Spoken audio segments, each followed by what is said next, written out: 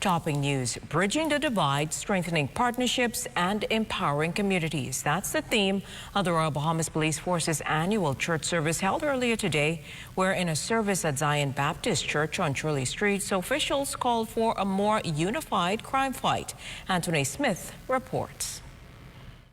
A show of gratitude for bravery, integrity, and service. Thank you for all that you do for our country. This, the salute given by the nation's chief to members of the Royal Bahamas Police Force at the 182-year-old organization's annual church service.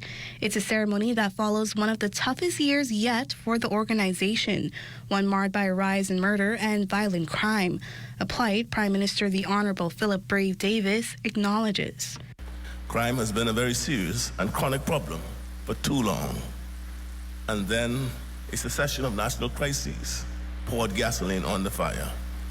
Years of trauma, dislocation, lockdowns, despair have led to the tragedies we see unfolding around us.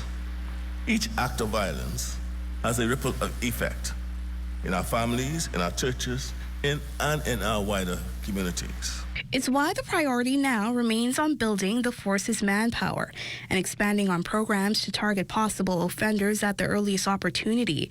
It's why police in 2022 have found their way back into schools, where Prime Minister Davis notes a concerning trend has emerged. Gangs are reaching into our schools to recruit, and this is happening in the younger grades as well as the older grades.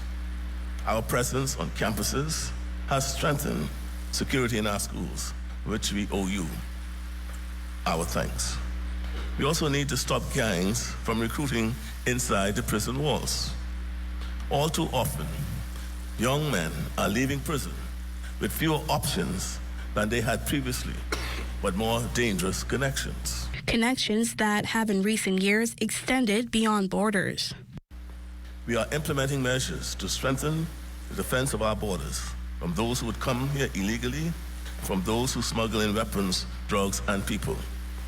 We have established a formal working arrangement with the American Law Enforcement Agency, ATF, and we will continue to work with the American agency to share intelligence to help stop the flow of arms across our borders.